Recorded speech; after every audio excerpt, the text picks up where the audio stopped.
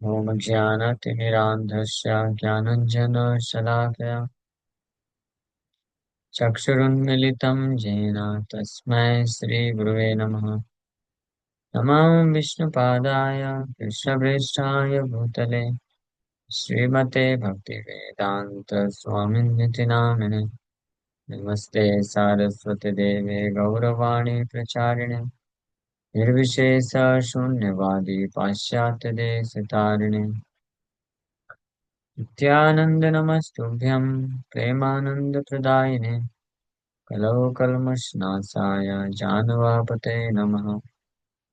नमो महावदन्याय कृष्णप्रेमप्रदायते कृष्णाय कृष्णचैतन्यनामने गौरकिसे नमः। जय श्री कृष्ण चैतन्य प्रभु नित्यानंद श्री अद्वैत गदाधर श्रीवासादि गौर भक्तवृंद। हरे कृष्णा कृष्णा कृष्णा हरे हरे हरे राम राम राम हरे हरे। हरे कृष्णा। तो आप सभी भक्तों का हार्दिक स्वागत है। तो हम लोग चर्चा कर रहे हैं श्री चैतन्य चरितमृत चैप्टर आदि Lila chapter 17।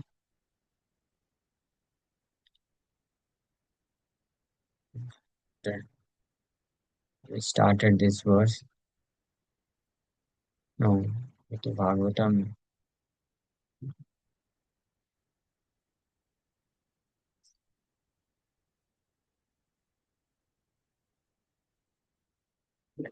Chaitanya Charitamrita Adi Lila chapter 17। The pastimes of Lord Chaitanya Mahaprabhu in his youth. Chaitanya Mahaprabhu के उनके युवावस्था में लीलाएं। तो वंदे स्वैराद्भुते हम तम चैतन्यम यत् प्रसादता यवना सुमनायन्ते कृष्ण नाम प्रजल्पका।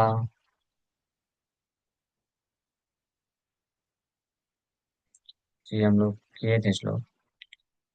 जय जय श्री चैतन्य जय नित्यानंदा जय द्वैत चंद्र जय गौर भक्त वृंदा। कैसोर लीलार सूत्र करि लगनन यौवन लीलार सूत्र करि अनुक्रम। I have already given a synopsis of the Kaishore Leela of Sri Chaitanya Mahaprabhu. Now let me enumerate his youthful pastimes in chronological order. तो कैशोर लीला का वर्णन कर दिए। अब भगवान के यौवन लीला का वर्णन क्रमशः करने वाले हैं श्री वृंदावन दास ठाकुर। विद्या सौंदर्य सद्वेशा संभोग नृत्य कीर्तनय प्रेम नाम प्रदानेश गौरोदिव्यति यौवने। Exhibiting his scholarship, beauty, and fine dress, Lord Chaitanya danced and chanted as he distributed the holy name of the Lord to awaken dormant love of Krishna. Thus, Lord Shiva Sundar shone in his youthful pastimes. So, इस यौवन लीला में भगवान श्री चैतन्य महाप्रभु भगवान कृष्ण के नाम संकीर्तन करते थे, गाते थे और नाचते थे और इस प्रकार से कृष्ण के प्रति जो प्रेम है उसको अभिव्यक्त करते थे। यौवन प्रवेश अंगेर अंग विभूषण दिव्य वस्त्र दिव्य वेश माल्य चंदन। As he entered his youth, the Lord decorated himself with ornaments, dressed himself in fine cloth, garlanded himself with flowers, and smeared himself with sandalwood. जैसे ही युवावस्था में पहुंचे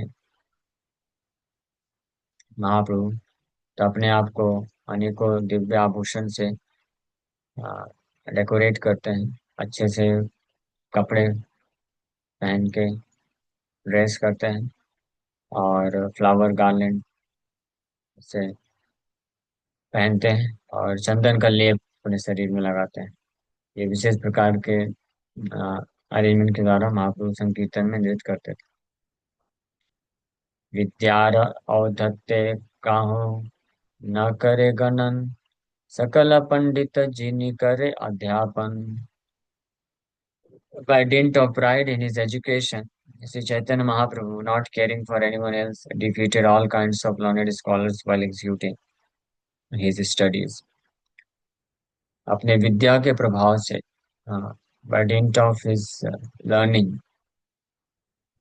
श्री चैतन्य महाप्रभु अन्य किसी का परवाह ना करते हुए जितने भी प्रकार के पंडित, बड़े बड़े विद्वान थे, उन सबको डिफीट कर देते थे अपने अध्ययन के दौरान।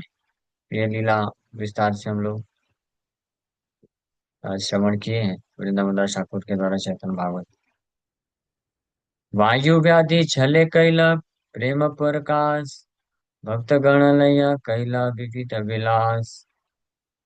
In his youth, the Lord exhibited his ecstatic love of Krishna on the plea of disturbances of the bodily ears. Accompanied by his confidential devotees, he enjoyed various pastimes in this way. अपनी युवावस्था में भगवान कृष्ण के प्रति प्रेम को प्रकट करते थे वायु छल के रूप में, वायु दोष, स्पेशली जब गया से महाप्रभु रिटर्न आए दीक्षा लेकर के,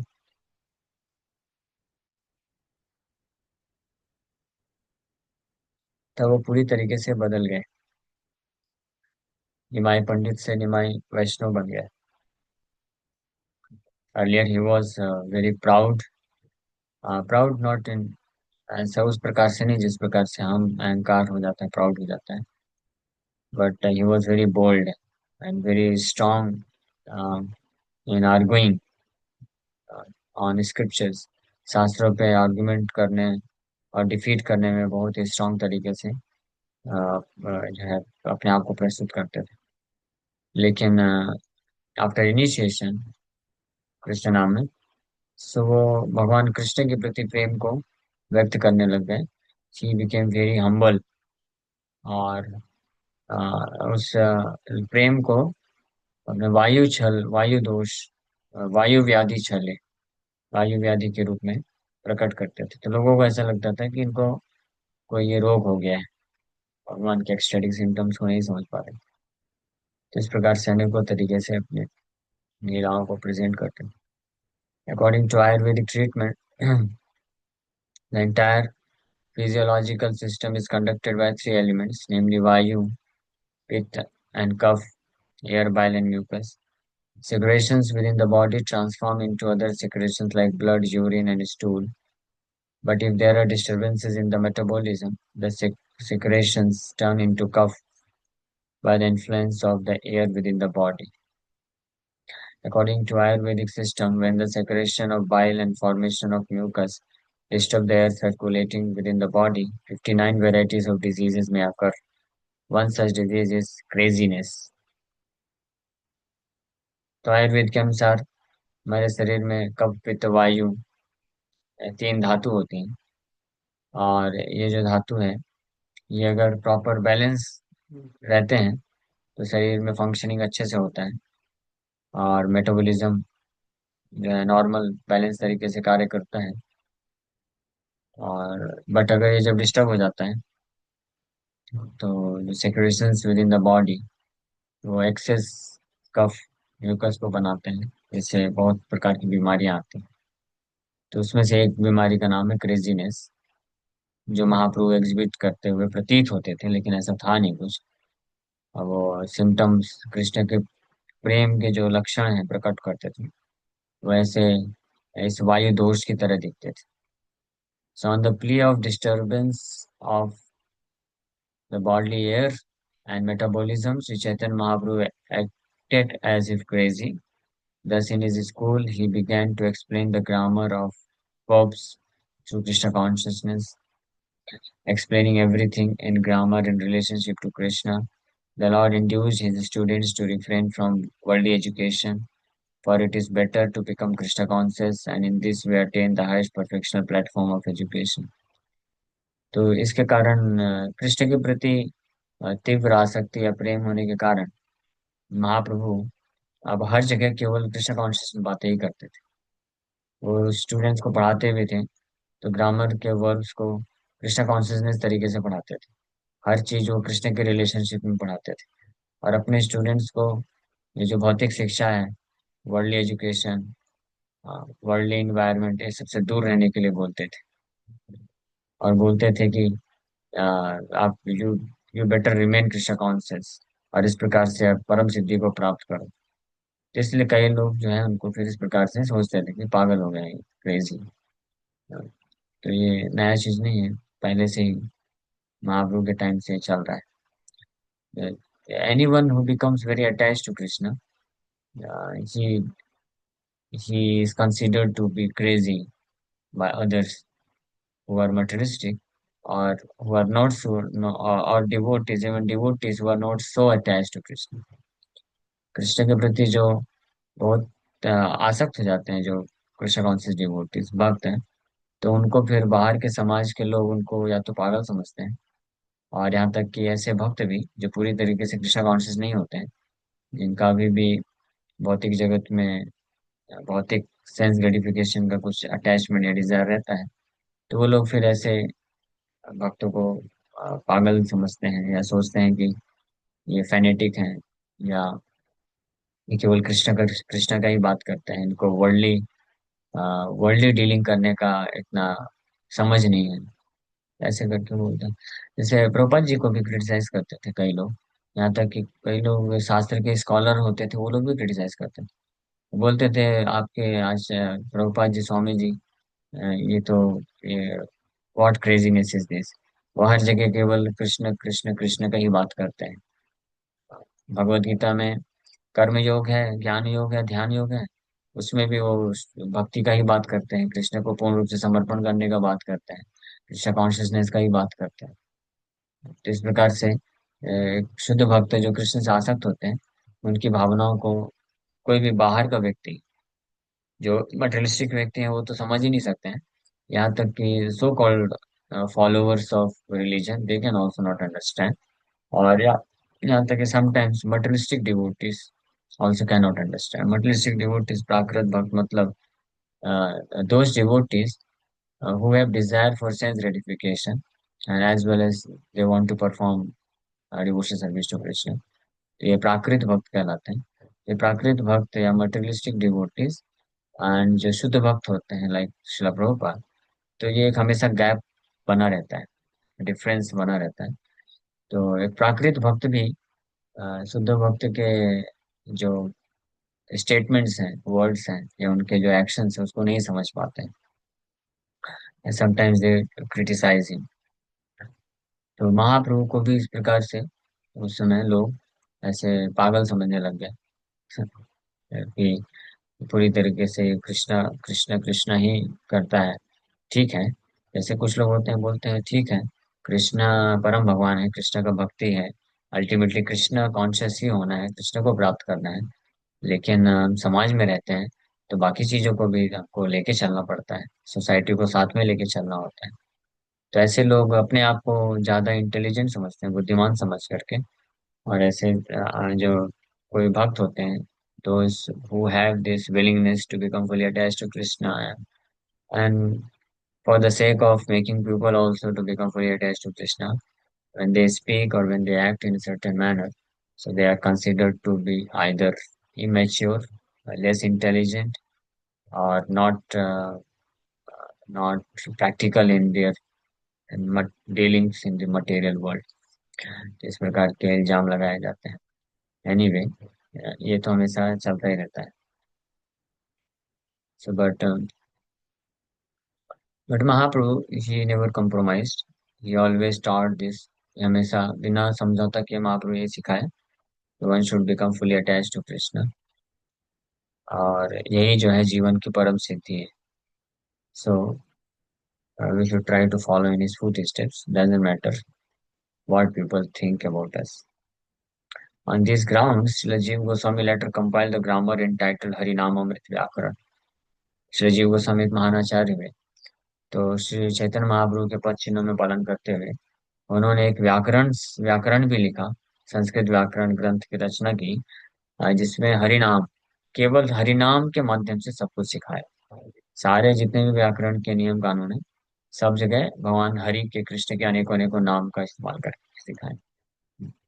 तो कोई जो भौतिकवादी व्यक्ति है, वो जब इस हरिनामामृत व्याकरण को पढ़ेगा, तो उसको लगेगा ये क्या है, हर जगह कृष्ण कृष्ण का ही नाम, और भी कुछ एग्जाम्पल यूज ही नहीं किया है। But the nature of a devotee, इसी से समझा जा सकता है कि कौन भक्त है जो अटैच है कृष्ण से, who is addicted to Krishna, that वही परफेक्शनल स्टेज है, that is desire, that one should become addicted to Krishna. जैसे संसार में कोई किसी चीज से जब एडिक्ट हो जाता है, नशा हो जाता है उसको, तो उसको हर जगह वही दिखता है। A person who is addicted to wealth, किसी को बहुत पैसा कमाने का एडिक्शन होता है, तो हर जगह जहां पे भी जाएगा उसको पैसे ही पैसे ही दिखेंगे। हाँ, वो अपने जॉब धंधे से छुट्टी भी ले लेगा, कहीं पे ट्रैवल करने जाएगा कि थोड़ा फ्री टाइम फैमिली के साथ व्यतीत करते हैं, तो उधर भी जाकर के बिजनेस प्लानिंग चलता रहेगा उसका, उधर भी जाकर के बिजनेस का इंक्वायरी करता रहेगा, कैसे पैसा कमाया जा सकता है। हाँ, उसी प्रकार से lusty person, wherever he may be, he always thinks about women and how to enjoy sex, even in the dream also. जो पैसा कमाने वाला व्यक्ति सपने में भी पैसा कमाता है, पैसा गिनता रहता है। A lusty person, when he's awake, he's always hankering how to fulfill the lusty desire, and when he's sleeping and he dreams also about in the dreaming situation also he is engaged in sex life. And similarly, a devotee, uh, uh, Krishna conscious devotee, wherever he is addicted to Krishna. वो हमेशा कृष्ण के बारे में सोचता है, कृष्ण को कहीं से भी लाके चाहे जागता है या सोता है, सोते वक्त भी कृष्ण के बारे में चिंतन करता है। हमारे भक्त हैं जो लोग एब्जॉर्ब हो जाते हैं बुक डिस्ट्रीब्यूशन करने में, कोई सेवा करने में, तो when they sleep in dream also they see, वो ड्रीम भी करते हैं, then they are distributing Bhagavad Gita, distribute कर रहे हैं इस प्रकार से। तो ये एडिक्शन है, it's just a matter of addiction, कुछ ना कुछ तो एडिक्शन रहना ही पड़ेगा। If you are not addicted to Krishna then you must be addicted to maya in some form or other, किसी न किसी रूप में व्यक्ति माया से फिर एडिक्ट हो ही जाता है, whether it is and the addiction to Maya is known as lust, and addiction to Krishna is known as prem. Mm. So, addiction to Maya may be in the form of acquiring wealth, in the form of fulfilling some ambition, in the form of name fame, in the form of sense enjoyment, and addiction to Krishna भी similarly अलग अलग तरीके से प्रकट होता है। तो इसलिए ऐसा जो कृष्ण कॉन्शियस पर्सन होता है, उसके हर टॉक में केवल कृष्ण कॉन्शियस चीजें ही आएंगी। हाँ, तो इसलिए दोज व नॉन डिवोटीज, जो भक्त नहीं है या जो मटेरियलिस्टिक डिवोटीज होते हैं, प्राकृत भक्त होते हैं, मीन्स जिनको सेंस एंजॉयमेंट चाहिए, वो लोग ऐसे कृष्ण कॉन्शियस भक्त का एसोसिएशन को अप्रिशिएट नहीं कर पाते हैं। वो उसमें या तो फॉल्ट देखेंगे, या उसको इमेच्योर समझते हैं, या उसको अनेकों प्रकार से मिसजज ऐसा कर सकते हैं। But this is what is the nature, इसमें कुछ कर नहीं सकते हैं। भगवान गीता में इसलिए स्पष्ट बोले हैं, ये दोनों अलग प्रकार के स्थिति है, ये मिक्सिंग पॉसिबल ही नहीं है। भगवान बोलते हैं गीता में, या निशा सर्वभूतानां यस्यां जागृति संयमी, यस्यां जागृति भूतानि सा निशा पश्यतो मुने।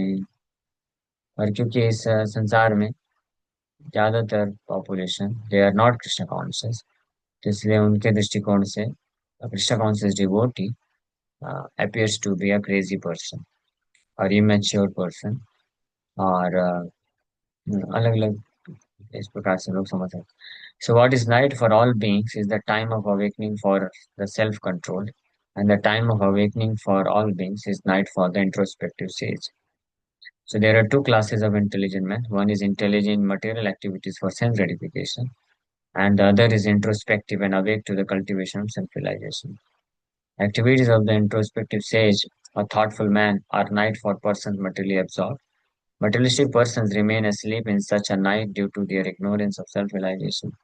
The introspective sage remains alert in the night of the materialistic man. The sage feels transcendental pleasure in the gradual advancement of spiritual culture. whereas the man in materialistic activity is being asleep to self-realization. Dreams of varieties of sense pleasure, feeling sometimes happy and sometimes distressed in his sleeping condition. The introspective man is always indifferent to materialistic happiness and distress. He goes on with his self-realization activities undisturbed by material reactions. ये हमेशा difference बना रहता है, इसको कभी बराबर नहीं किया जा सकता है। और इसीलिए a materialistic person, yeah, he can never convince his opinion or ideas or conclusions of how to lead life to a Krishna conscious person. जो एक भौतिकवादी व्यक्ति होता है वो कभी कृष्ण कॉन्शियस पर्सन होता है, उसको कभी कन्विंस नहीं कर सकता है कि जीवन को कैसे जीना चाहिए संसार में। And similarly a Krishna conscious person, how much he endeavors or tries, he can also not convince a person who is not Krishna conscious. Krishna भावना भावित व्यक्ति भी कोई मटेरियलिस्टिक पर्सन है, one who is whose heart, जिसका हृदय ये डिटरमाइंड है कि हमको इस भौतिक संसार में सेंस ग्रेटिफिकेशन भी चाहिए। हाँ। सो भले ही बाहर से कोई ये शास्त्र को सुनता है तो समझता है, स्वीकार कर लेता है, but because there are desires within the heart, so internally he never gets convinced. ये हमने प्रैक्टिकल एक्सपीरियंस भी किया है कि जो व्यक्ति भक्त केवल वही बनता है जो भक्त बनना चाहता है। अगर कोई भक्त नहीं बनना चाहता है तो आप कितना भी उसके सामने सर पीट लीजिए, कितना भी कन्विंस करिए, वो वो कभी उसको स्वीकार नहीं कर पाता है। एटलीस्ट भले आउटवर्डली रिस्पेक्ट के लिए स्वीकार कर ले, पर इंटरनली कभी उसको स्वीकार नहीं कर पाता है। सो ये डिफरेंस हमेशा बना रहता है। So people in general consider such explanations crazy, प्रोपा जी लिख रहे हैं कि जो भक्तों के जो एक्सप्लेनेशंस होते हैं या आइडियाज होते हैं, कंक्लूजन्स होते हैं, उसको साधारण जन साधारण लोग पागलपंती समझते हैं। Therefore, the Lord's purpose in his attitude of craziness was to explain that there is nothing within our experience but Krishna consciousness, for everything may be dovetailed with Krishna consciousness. These pastimes of Lord Chaitanya Mahaprabhu have been very vividly described in Chaitanya Bhagavat, Bhakti Leela, chapter 1. चैतन्य भागवत में ये लीलाओं को बहुत अच्छे से विस्तार से दिया। जब परम भगवान कृष्ण है, चैतन्य महाप्रभु के रूप में है, तो उनको ये लोग पागल समझते थे, इनके कार्यकलापों को। लोग, बड़े बड़े ब्राह्मण लोग भी, स्कॉलर लोग भी बोलते थे ये निमाई क्या है, ये पागल हो गया है, कैसे रात रात भर दिन दिन कीर्तन करता है, नाचता है, और इसको कोई लेना देना नहीं है। वो एक जब महाप्रभु गौर निताय जा रहे थे नवद्वीप से शांतिपुर अद्वैताचार्य के घर, तो बीच में एक व्यक्ति के, एक सन्यासी के घर पे पहुंचे। वो गृहस्थ सन्यासी। तो वो सन्यासी कैसा था, वो नाम मात्र का सन्यासी था, वो सेंस ग्रेटिफिकेशन में हमेशा लगा रहता था। तो जब महाप्रभु देखे कि सन्यासी है तो उसको प्रणाम किए। तो सन्यासी महाप्रभु को आशीर्वाद देता है कि आप को बहुत संपत्ति मिले, और आप बहुत सारा सेंस ग्रेटिफिकेशन मिले, आपको सुंदर स्त्री मिले, और खूब पैसा मिले, धन मिले। ये आशीर्वाद दिया। महाप्रभु बोले ये क्या आशीर्वाद दे रहे हैं, आप सन्यासी हो, आपको आशीर्वाद देना चाहिए कि ये सब भौतिक आसक्ति से मुक्त हो जाऊं, जंजाल से छूट जाऊं और कृष्ण की भक्ति मिले। हाँ। तो महाप्रभु एक्सप्लेन भी किए कि ऐसा ये जीवन का लक्ष्य ये है। लेकिन वो गृहस्थ सन्यासी, सो कॉल्ड सन्यासी था, because his heart was completely trapped by desires for sense gratification. He couldn't understand. वो समझ नहीं पाया। और महाप्रभु को जो है नादान नासमझ बोलने लग गया कि ये क्या है, नासमझ बालक है। हाँ, इसको कुछ पता नहीं है जीवन का लक्ष्य क्या है। ये संसार में जब आया है कोई तो उसको भौतिक सुख भी प्राप्त करना चाहिए, साथ में धर्म का कार्य भी करो, ऐसे ऐसे करके तो नहीं समझ पाया। तो ये एक हमेशा रहता है। एनीवे, सो इसलिए महाप्रभु ये शिक्षा दे रहे हैं। वायु व्याधि छले कैला प्रेम प्रकाश प्रकाश, भक्त गण लैया कैला विविध विलास। तो जो भक्त नहीं थे, शुद्ध भक्ति के स्तर में नहीं थे, वो नहीं समझ पाए। वो सोचते थे कि इसको कुछ ये बीमारी होगी, क्रेजीनेस, पागलपंती की बीमारी होगी है। इसलिए जब भी देखो पढ़ाता भी है तो केवल कृष्ण के बारे में वर्णन करता है, और घर पे भी आके केवल कृष्ण का या तो नाम जप करता रहेगा या कृष्ण के लिए रोता रहता है, ये सब कार्य करता है। लेकिन श्रीवास ठाकुर जब देखें जब उनको पता चला कि ऐसे ऐसे निमाई पंडित का व्यवहार है, तो श्रीवास ठाकुर ये भूल नहीं किए। वो ये नहीं सोचे कि पागल हो गया। श्रीवास ठाकुर बोले, वाह वेरी नाइस, अगर ये पागलपंती है तो ऐसा पागलपंती तो मुझे भी चाहिए। I also desire. इस प्रकार से। एनीवे, ठीक है, समय हो गया, यहीं पे विराम करते हैं।